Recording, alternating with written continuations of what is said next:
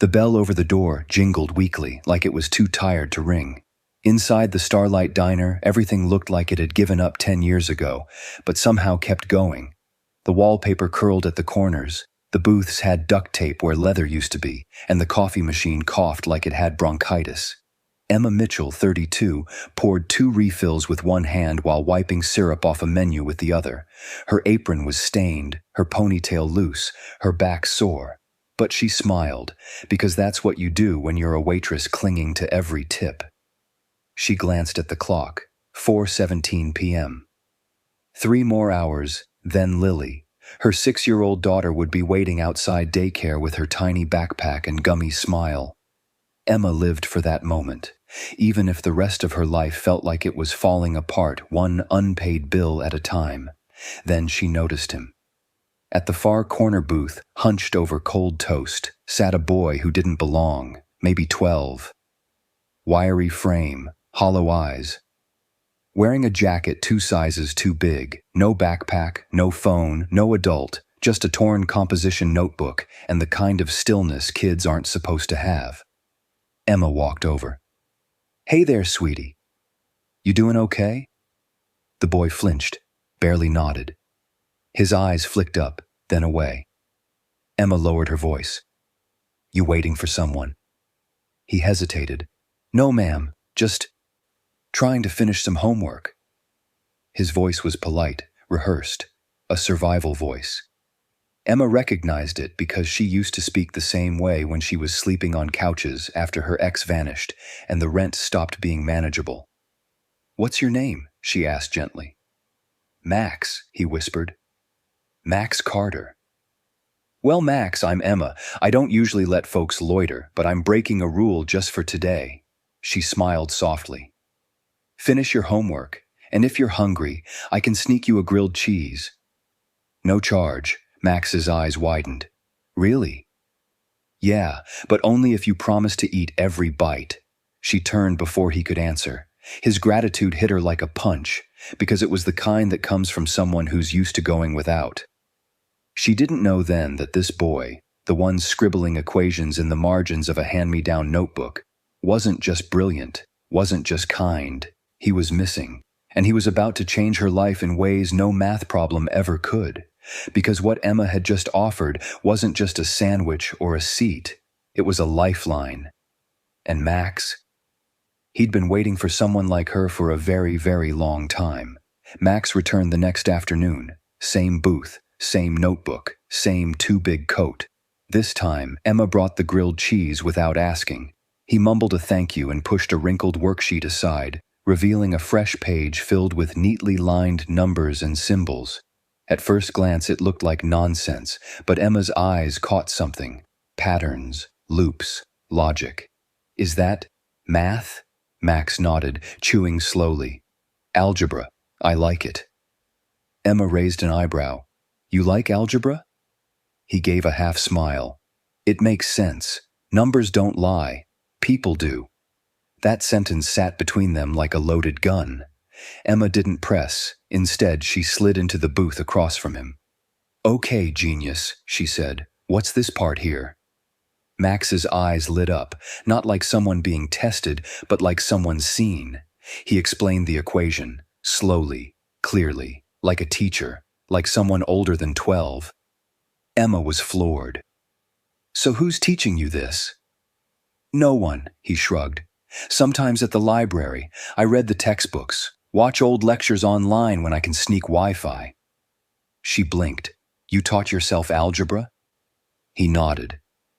"And geometry. Some Python, too."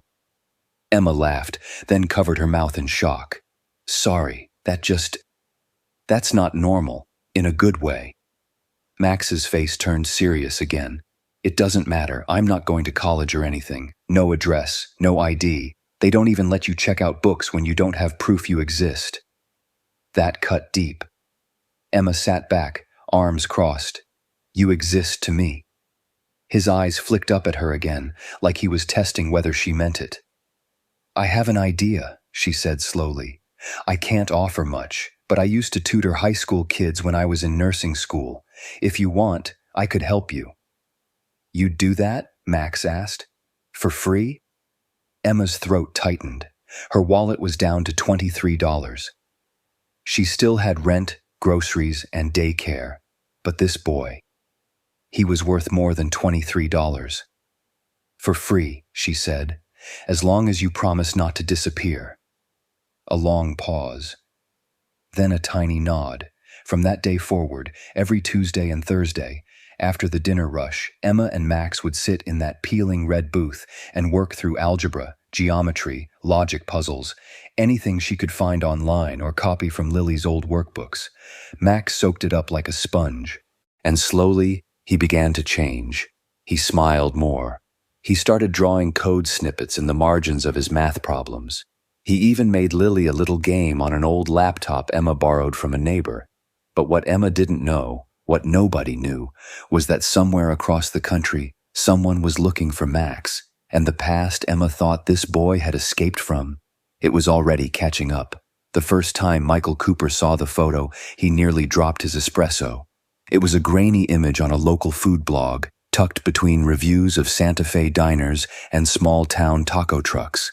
But in the background, just barely in focus, was a boy, slouched in a vinyl booth, scribbling something in a notebook. The jawline, the curls, the eyes.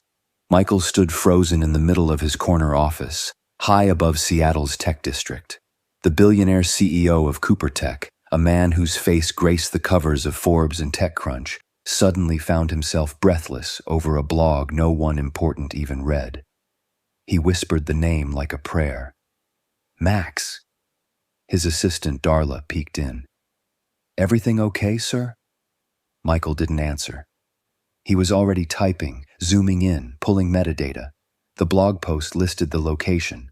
Starlight Diner, Santa Fe, New Mexico. He hadn't been to New Mexico since the divorce, since she vanished. Max was just 3 the last time Michael held him. He had tried everything. Private investigators, missing person databases, even hiring a team of digital analysts to scan public surveillance. But after his ex-wife changed her name and fled with their son during a bitter custody battle, Max was gone. Until now. Back in Santa Fe, Emma juggled a tray of pancakes in one hand and a glass of orange juice in the other when she caught Max laughing. Not a smirk, not a sarcastic grunt, a real laugh, full-bellied, open. He was playing tic-tac-toe with Lily at the counter using a paper placemat and a pink crayon. Lily had drawn a smiling sun in the corner. Max had given it sunglasses and named it Coolio. Emma nearly dropped the tray. She had never seen Max like this, unburdened, carefree. It made her happy and scared. She'd asked around. No one in town knew much about him. He didn't go to school. The shelters knew his name but said he rarely stayed in one place more than a few nights. When she offered to call social services, he begged her not to. Please, he said, if they find me, I'll lose everything again. So she didn't.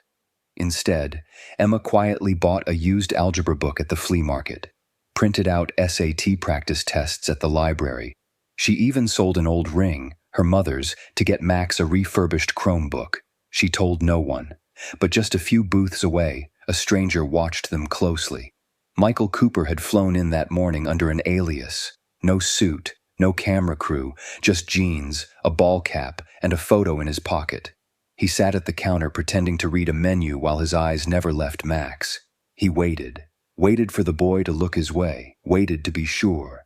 And when Max laughed again, tilting his head just so, Michael knew. It was him. After all these years, he'd found his son. Emma was mopping up a spilled soda when the man in the cap finally approached. "Excuse me," he said quietly.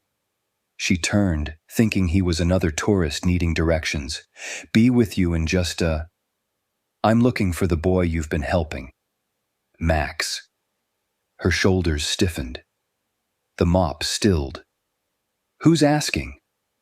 Michael took off his cap slowly. His gray eyes were sharp but not cold. His voice had that polished calm, the kind that belonged to boardrooms and press conferences.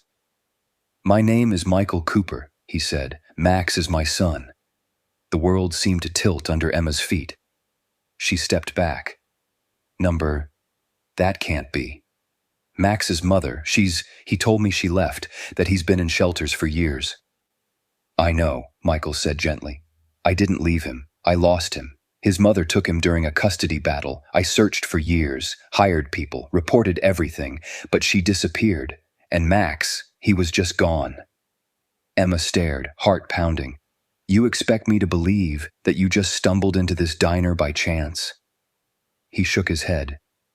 A photo led me here, a random blog. I zoomed in. I saw him. I came immediately. And now what? She asked. You just walk back into his life like nothing happened? Michael sighed. Number, I'm not asking for your trust overnight. But he's my son. And I would do anything to help him, even if that means going through you. Emma crossed her arms. She didn't care who this man was. Billionaire or not, Max was a boy who had trusted her with his story, his time, his dreams. And this man, he was a storm threatening to undo all of it. Max appeared behind her suddenly, holding Lily's backpack. He froze when he saw Michael. Do I know you? He asked. Michael knelt down, slowly, his voice barely a whisper. I'm your dad, Max. Max blinked. My dad's dead. Michael's jaw clenched. Number. He's not. I've been searching for you for almost 9 years. Max's eyes narrowed. You're lying. Emma moved closer, ready to intervene, but Michael stayed calm. I know your favorite book was Goodnight Moon. I know you used to sleep with a stuffed octopus named Jelly. I know you hated pancakes unless they had blueberries. I know your middle name is Elias, after my grandfather. Max's lips parted. He stepped back like he'd been struck. I remember, he whispered. A chair scraped across the floor. Lily dropped her crayon. Max's hands trembled. Why didn't you come sooner? Michael's eyes glistened. I tried. I swear to you, Max, I tried. The diner was dead silent. Then Max turned, not toward Michael, but toward Emma. His voice cracked. Is it okay if I talk to him? Emma's chest ached. She nodded once, forcing a smile.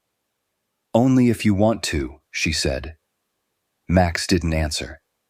He just looked at Michael, truly looked, and for the first time didn't flinch.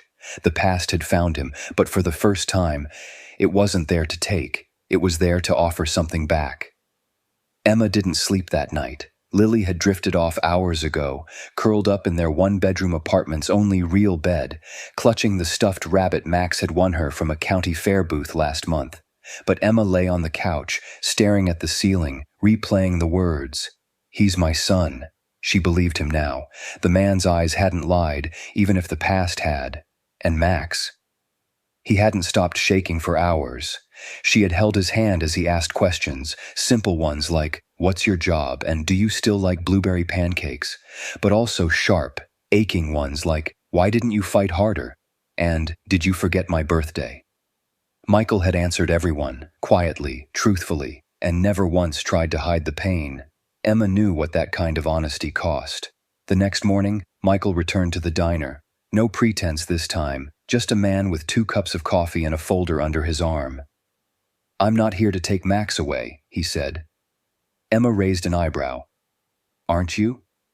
No, he said, sitting gently across from her. I'm here to ask for help. He opened the folder. Inside were glossy pages, blueprints, contracts, letters with CooperTech letterhead.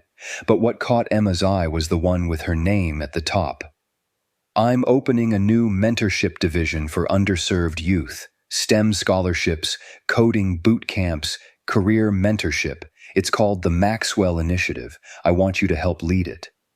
Emma blinked. Me? Michael nodded. I watched what you did for my son. You taught him when you had nothing to give. You believed in him before anyone else. That's what this program needs. Someone who sees kids the way you do. She opened her mouth, but nothing came out. There's a salary, he added. 6 figures, full relocation package, a house, health care, a private school for Lily. And Max, he'll be enrolled in one of the best STEM academies in the country. It's in Seattle, but only if you come too. Emma's throat tightened. All her life she had fought for scraps. Now someone was offering her a feast, but her fear whispered, "What if Max doesn't want you anymore? What if you're just the bridge to his real family?" Still, she asked one question. "And if I say no?" Michael's eyes didn't waver. "Then I'll stay in town. I'll support Max from a distance, but I hope you won't say no." That night, Max found her on the diner steps. "Are you going to take the job?" Emma looked at him, brushing wind-blown hair from her face. "Do you want me to?" Max hesitated. "I'm scared." "Me too. But I don't want to lose you." "You won't," she said softly. "I won't let you." He reached into his pocket and handed her a folded piece of notebook paper. "I made this, in case we ever get separated." She opened it. 2 stick figures, one taller, one smaller, both holding hands. A heart hovered between them. Below it, Max had written in crooked block letters, "Found family is still family." The air in Seattle was different. Colder. Quieter. It smelled like rain and ambition. Emma stood outside the Maxwell Initiative Center, a newly renovated brick building nestled between sleek corporate towers and a community park filled with swings and squealing toddlers. A bronze plaque near the door read, "To those who believe every child is worth the effort." Inside, the walls were covered in murals, each one painted by the program's first class of students. On one wall, a boy with curly hair held a laptop in one hand and a rocket in the other. The caption beneath read, "You don't need to be found to be chosen." Max had drawn it. 3 months had passed since that day at the diner. The move had been hard, but hopeful. Emma now had a 2-bedroom townhouse with working heat. Lily had started at a school that taught robotics in 2nd grade, and Max, he was a different kid entirely. Confident, focused, thriving. Each morning, he walked into the elite STEM Horizons Academy in a crisp uniform, his Chromebook tucked under one arm, and a laminated ID badge clipped to his backpack. The kid who once couldn't finish a worksheet now debated physics in advanced classrooms. But Emma's favorite part? He still sat beside her at night with his notebook, just like they used to. He still asked her to proofread his essays. He still called her family. Michael had kept his word. He never tried to replace what Emma had given Max. He just added to it. Dinners weren't silent affairs anymore. They were full of laughter, awkward attempts at dad jokes, and Lily drawing smiley faces in mashed potatoes. They weren't perfect, but they were theirs. And one afternoon, just before the start of fall term, Emma found a letter in her mailbox. It was thin, just one sheet of paper, Max's acceptance letter to MIT's Young Scholars Program. A full scholarship, early admission. Tears filled her eyes before she even finished reading it. When she told Max, he didn't jump or scream. He simply wrapped his arms around her waist, buried his face in her sweater, and whispered, "We did it." Emma held him for a long time. They had done it. Months later, standing in the back of a crowded auditorium at MIT's student orientation, Emma watched as Max took the stage to speak. His voice was steady, confident. "My name is Max Cooper," he said, "and everything I am, every door that opened, every light I found, I owe to someone who saw me when I was invisible. Her name is Emma Mitchell. She gave me a seat in a diner when I had nothing, and because of that, I now have everything." The crowd rose in applause. Emma wept openly. She had once given him free tutoring and a grilled cheese. He had given her back her faith in the world. Sometimes, the smallest kindness leads to the greatest future. Sometimes, found family is the future.